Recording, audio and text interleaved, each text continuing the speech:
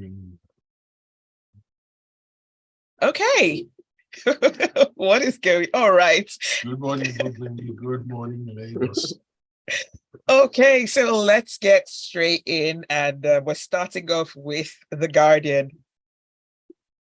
With 5 weeks left from the 8 weeks of the federal government and organized labor agreeing to the subsidy removal talks and palliatives and all, President yesterday asked the House of Representatives to amend the 2022 Supplementary Appropriation Act to allow the federal government source for 500 billion naira for palliatives to cushion the effects of petrol subsidy removal. Well, I'm not quite surprised that it has come to this, because everyone has been wondering where the funds for the palliatives would come, and in what form the palliatives would also come. It's interesting to note, though, that they are going this route because supposedly with the end of the fuel subsidy, some money should have been saved, by the government not paying that subsidy. I would have thought that that would have been the first source of funds that the government would have looked at. So at the end of last month, I think some people put that figure conservatively at about 400 billion naira, which we see is quite close to his 500 billion naira request. If we're going to go by that figure, that means we have potentially 2.8 trillion naira available till the end of the year. So one of my questions is that when will we get an official figure as to how much we have saved from the fuel subsidy? We also need to know where that money will be channeled into. Another of my considerations is, yes, it's easy to think about reviewing or revising the Supplementary Appropriation Act to be able to cover for this source of funding. But, one of the things I also consider is this is sort of like a quick win, quote unquote. We also need to look at the cost of governance as a means of sourcing for funds. So there are things that the government can do in terms of revising government expenditure to be able to free up funds that can be channeled into other areas. To the best of my knowledge, that discussion has not come up. It does not appear that it will come up. I think it is a discussion that should come up, and then looking for this source of funding as well. When we look at our debt profile already, the DMO has already warned us about the amount of borrowing that we have. We've already exceeded acceptable limits, quote unquote. So potentially borrowing more money will not augur well for us, considering also that a huge chunk of our revenue is spent on offsetting our debts, both national and international. So what I would like is a situation whereby the government sits down and really thinks about how they can, first of all, look in-house. And when I mean in-house, I mean look at government expenditure to be able to free up funds to be able to provide palliatives. And then also, it would be nice to know how much we have saved in fuel subsidy and what that money will also be channeled into before we start looking at other means of seeking for funds for the palliatives. All right, thank you, Gbugbemi, for that. Mr. C, do you want to add something? Yes, so I just have a few thoughts. Now, the president has requested for approval from the House of Reps and also at some point the Senate to source for 500 billion. Now that's a bit big, because he did say that there was provision made. He wants to take it from the supplementary budget. Now, what is not clear is where this money is coming from. Two, how is this money going to be applied? Over what period of time? To how many Nigerians does it apply? And what is the extent? What exactly is this supposed to do? Because it's looking and sounding like a one-off transaction. Now, the effects of both the fuel subsidy removal and the free float of the naira means that the effects are continuing. The effects are continuous. So, can we have continuing effects and a one-off palliative program? I'm not sure how that's going to work. Now, beyond the palliatives, what are the midterm?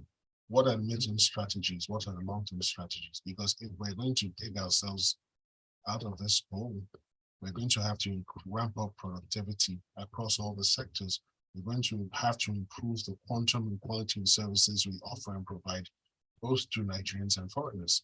Now, what is the plan for all of that? So beyond announcing a 500 billionaire palliative and not telling us where you're getting the source from, how it's going to be distributed, whether there'll be any transparency and accountability attached to it, this is for me just some bites. Let us know what your thoughts are. The WhatsApp number is 0809 444 0981. We're moving on to Daily Post. The federal government, through the Debt Management Office, has redeemed a $500 million Eurobond on its due date and July 12th. Now, the DMO disclosed this just yesterday. Okay, so thank you, Zibby. So just yesterday, we were informed by the Debt Management Office that Nigeria has redeemed the $500 million Eurobond. Now, this is not the first time we're redeeming such a bond. And this bond was taken in 2013 as part of the dual tranche $1 billion Eurobond, for a tenure of 10 years, and they've apparently paid it off fully. Now, in July 2018, we paid off $500 million bond, another one in January 2021 for the same amount, and a $300 million diaspora bond in June 2022. Now, where are we going with all these figures, and what do these figures really mean? Yes, there have been growing and consistent concerns about Nigeria's ability to take on fresh debt. However, what the creditors look forward to is the ability to repay the loans. And so far, we haven't defaulted on any of the Eurobond issues. So yes, we need to manage our revenue to debt service ratios, but Nigeria is still a growing concern. And the Debt Management Office needs to get its due recognition and flowers, because in spite of the tough and sticky situation, they've been able to manage it. That Nigeria has not defaulted on any of its loans, unlike some other countries like Argentina. And we're not in the position that Ghana finds itself in today. But that doesn't mean we should rest on our oars, fold our arms, cross our legs, and think that, okay, we're out of it. No, we have to continue to look at brilliant and strategic ways of growing our revenue, but also at the same time reducing the cost of governance, amongst other issues, to ensure that we have enough money to go forward to not only pay down on our loan obligations, but also sufficient money to put in place the capital projects that will drive the revenue earning potential of this country over the next 10 years. And we must be able to get in money from foreign investors, also save money, so that we can kickstart this economy once again and get it going. All right, thank you for that, Mr. C. Let's move on to Daily Trust. The NDDC says its newly launched Project Hope will create jobs for about 10,000 indigent youth, women, and entrepreneurs around the Niger Delta. So this Project Hope is the Holistic Opportunity Projects of Engagement. It's an acronym. And the plan is to create at least 1,000 jobs in each of the 9 Niger Delta states. So that's Delta, Edo, Akwa Ibom, Cross River, and all the other Niger Delta states. So it's more like a structured opportunity to be able to provide employment for Niger Delta youths, because it talks about launching a database, whereby youths of the region will be able to register their details, their skills, their qualifications, such that the NDDC would be able to pull out relevant talents from that database whenever they have any needs. So typically in the areas of agriculture, IT, engineering, mechanicals, wherever they have their intervention projects and wherever they require support. So prior to this, the whole idea was that communities would nominate people for these opportunities, and there was the potential that some people would profit from this opportunity more than once. The opportunities wouldn't have been evenly spread across the youths of the region. What this program seeks to do is to put a proper structure in place such that they can track those who come on the project. They can track the work that they have applied for, the work that they have done. They can also track how many times they have been engaged. And then they can ensure that, where opportunities have not been fully spread out to other people, those who haven't benefited from those opportunities would be able to benefit as compared with those who had previously benefited. So it's more, likely a structured form of creating employment for the youth of the region. It's quite welcome because considering the Niger Delta, we know of all the neglect within the region. The region has provided the oil resources that the nation is benefiting from, but yet has been deprived environmentally, socially, and in various ways. So this is just in continuation of the work of the NDDC. One thing I would like to think about, though, is considering the existence of the NDDC itself. So the NDDC, in my opinion, is an organization that exists because of the failure of other organs of government. So if, for example, the Ministry of Environment, Ministry of Works and Housing, all of these ministries, had been done their work properly within the region, we may not have needed the NDDC, for example. So going forward, considering now that there's also talk about streamlining MDAs across the nation, we wait to see that. I wonder if the NDDC, will as an organization remain if that ever happens. And if it does as well, how these programs will be incorporated into whatever organ of government that's the end of, being settled into, for example. So it's a good initiative by and large, as it seeks to close the gaps in empowerment within the region, not just for job seekers as well, but those who also have businesses and women who are also typically disadvantaged in these kind of situations. Now, considering the state of the Niger Delta, and we also can't be too sure of the exact figures, hopefully when that census comes around, we'll have that. 10,000 youth and women, it's all in one group, 10,000. Will that make any significant difference, really? So, yes. So one other thing I was going to say was that it doesn't provide a timeline. So we don't know whether this is an initial 10,000. We don't know whether this is a final 10,000. It would be nice to know. 10,000 youth across 9 states is definitely inadequate because that's approximately 1,000 youth per state. And you can imagine the numbers of unemployed or semi-skilled people within those regions would be in the millions per state at the very least. So it would also be nice to know whether this is an initial figure, whether this is a final figure. Okay, let's go on to WhatsApp. Dami says, the problem of policymaking in Nigeria isn't a drought of good ideas. The problem has always been taking those ideas and turning them into positive developments for the people. And Ajayi says, I urge the government must, as a matter of urgency, reduce the cost of governance so that the masses can benefit from the provision of essential services like health, education, and other infrastructure.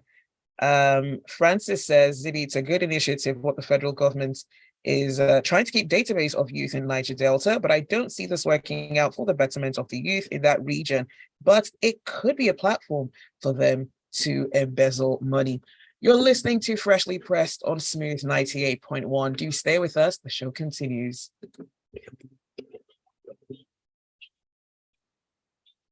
Money, money, money, money. So am I the only person that finds that phrase organ of government weird? Funny enough, I really don't use it. I don't know how it popped up today. Oh I'm sorry, it was just funny. Like I literally laugh out loud every time I hear it. I think it just falls into one of our usual Niger phrases. So like Yeah. palliatives, nascent democracy, what are other buzzwords? Exactly. Sorry.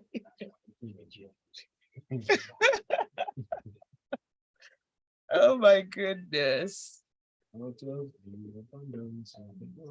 Oh wow. We're going on in 12 seconds. Okay.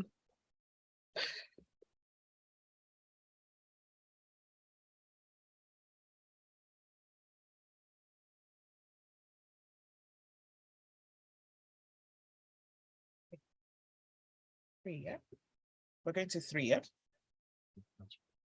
Sorry? Okay. You're listening to Freshly Pressed on Smooth 98.1. The analysts are in. It's Mr. C and Gbugbemi this morning.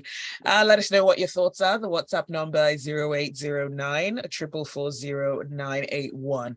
And you can also tweet at Smooth 981 from The Guardian. Nigeria is pushing to offset about $1 billion gas legacy debt as stakeholders in the industry raised hope of a $12 billion investment and the 10 FIDs in the next 1 decade. Okay, so thank you, Zibby. So we need a bit of background to understand the story. Currently, gas production in Nigeria is about 8 billion cubic feet, and there's a legacy debt ranging between $700 million to $1 billion. Now, the question is, how did we get this legacy debt? We've seen a ramp up or an increase in the number of generating companies over the past 15 years, and this started in the second term of President Obasanjo. Now, why these generating companies were set up? Because we wanted to tackle the problem of power, and we needed companies that would generate this power, and a number of these companies are gas powered.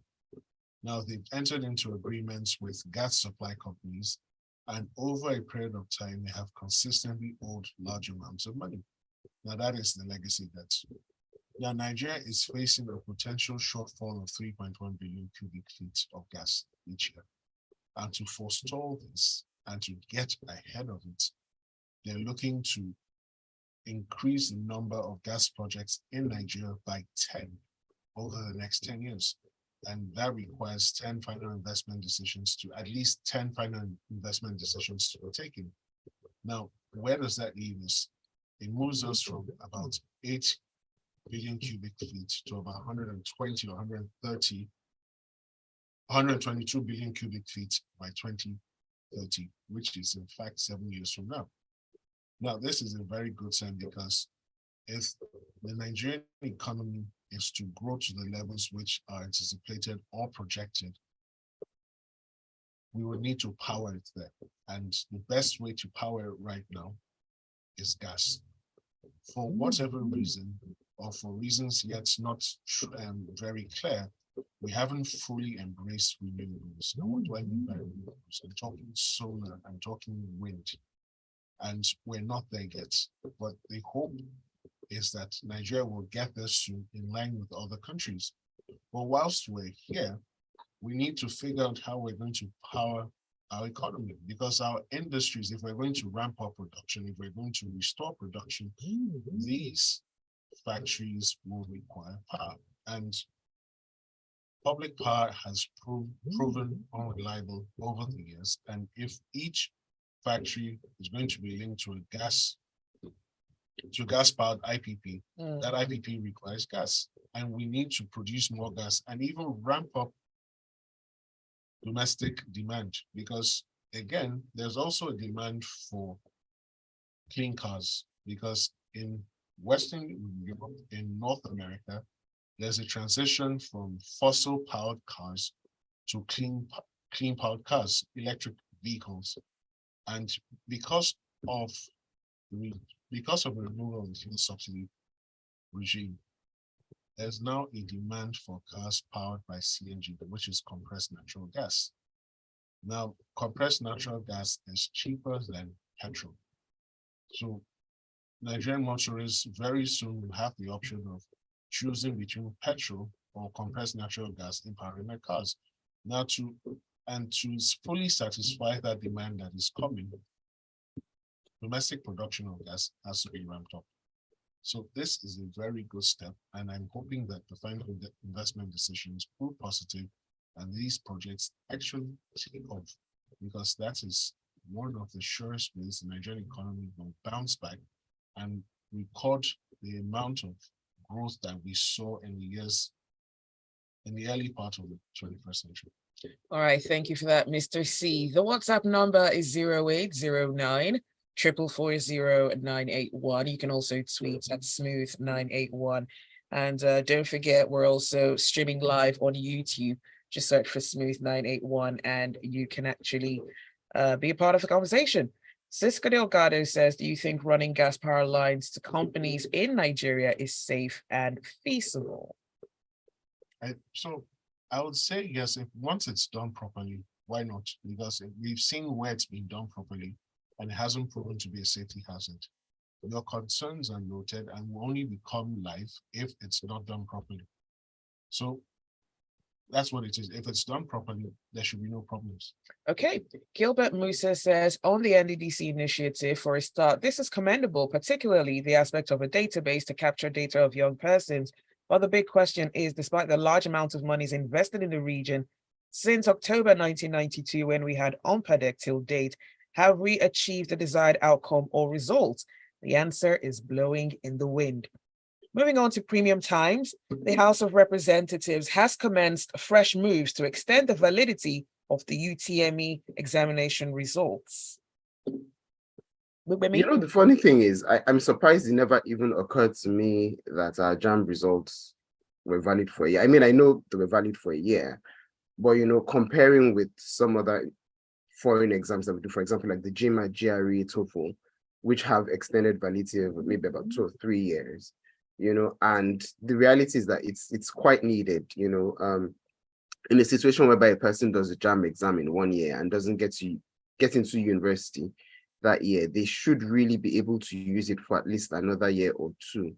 And what this means is really, you know, if I've done the exam and I've scored a high mark now, you know, I can do it next year and not achieve a mark as high as I did this year, you know, but why can't I use my previous score?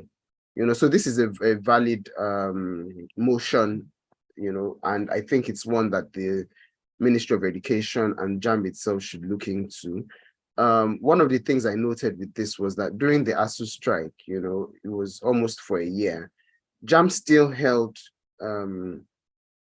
exams within that period, you know, and so those who had done JAMB the year before and those who had done JAMB in that year were competing for the same admission, so to speak.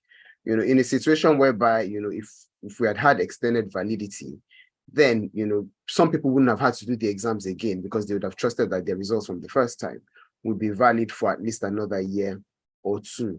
What this also means is that it would alleviate the amount of money that people spend on buying JAM forms, for example. Sometimes state governments or communities or foundations sponsor some people to purchase JAM forms. You know, that cost will be potentially eliminated.